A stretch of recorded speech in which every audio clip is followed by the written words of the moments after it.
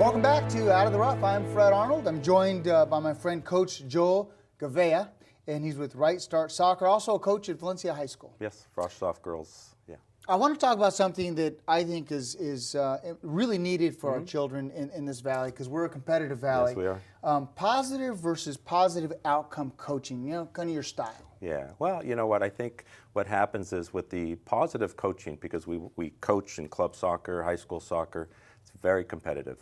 And so the idea of positive coaching sometimes has it doesn't fit in the overall competitiveness of what we're doing. We like positive coaches, but sometimes they can be too positive. Sometimes we can be too nice. Everything we do is wonderful, Johnny. Everybody gets a trophy? Everybody gets a trophy kind of a thing. So sometimes that's almost a negative in a very competitive environment. And I think I'm more concerned with a positive outcome. In other words, like, how do we get what we're looking for out of these athletes in the long run? So is it just positive coaching, or are we looking for a positive outcome? So I have to look at an athlete and say, how do I get the most out of this athlete? Not only physically, emotionally, mentally, what are the things that make up getting that player to that point? So it's not always patting them on the back and saying, great job, but it's also not destroying their confidence, it's destroying their self-esteem. So it's more the outcome than everything's wonderful, everything's great. So how do we get to that point is really what I'm after. The outcome, not so much. Not so much a pat on the back, but the outcome you're getting. Yeah. Some of that would seem like it would be more about what results are you getting, and are they seeing those results in that growth? Yeah, absolutely. Well, what happens is we take these athletes and okay, are we winning, those types of things. Everybody wants to win. And in a positive environment, winning's good. I mean, there's nothing wrong with, I'm very much, every game we play, every game I coach, we want to win the game. There's no question about that. But some great lessons can be taught when you lose. Absolutely. So my point is, like, we'll have situations where, why is that child playing? Why are you playing that child so much? Because in my environment and what I'm supposed to be doing, this is about child development. It's not necessarily about winning, although I certainly want my athletes to play to win and want to win, but it's about getting that player the proper development. So sometimes we get in a situation where, okay, why do I play that player? Why is that player playing as much as maybe some other player? Because for me, it's about that particular child. What does that child need to reach their full potential? Sometimes it's a kick in the butt. Sometimes it's a pat on the back. Sometimes it's just making sure each player's different, right? So we got to make sure that each player's getting exactly what they need to get that outcome. John Wooden said, do I treat players differently? And he said, I absolutely do. Absolutely. And it's an interesting concept, because, well, don't you treat everybody the same and fair? He goes, no, absolutely. I treat them all different because they're all individuals. Perseverance. You have a great story. I want you to share. Yeah. Coaching at Valencia High School. My first year I've been there 2 years. My first year we had a player, Brianna Gomez, who did not make the program. Right. So, a lot of players, when they don't make the program, obviously your first reaction is you're upset, you're disappointed. What's the reaction going to be? What's your, how are you going to respond to that?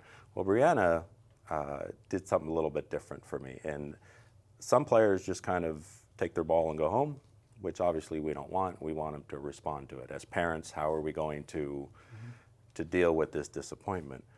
With Brianna, she worked extremely hard all year long.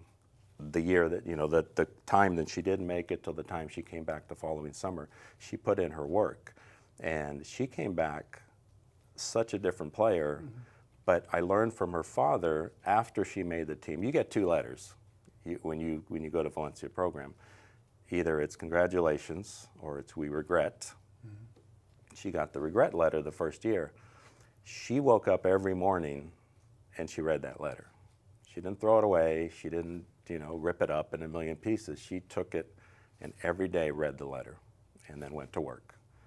Every single day. When she came back, I don't want to say she was a much better player, because she was already a pretty good player, but she just far more determined, far more motivated, and was not going to be denied. And she ended up being one of our best players last year. As a matter of fact, one of the kids that I had a hard time taking off the field. So, just a kid that said, I'm not going to take this disappointment and be upset. I'm not going to go home and whine about it. I'm going to get to work.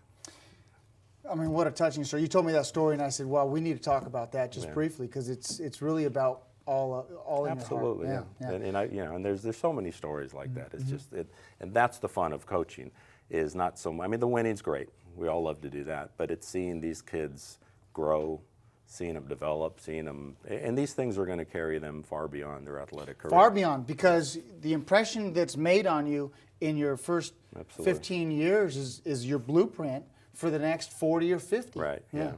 One last thing I want to talk about, and that is the basics. The basics are important, aren't they? Absolutely. The drills, the simple drills, the routine. Yeah.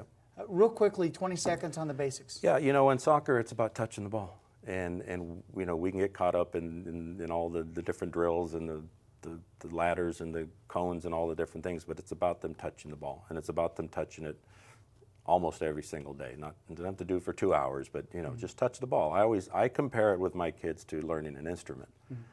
I can coach you for an hour a week, but if you don't do some work in between, you come back a week later, guess what? We haven't really gotten anywhere. So it's like an instrument. You learn to play the guitar.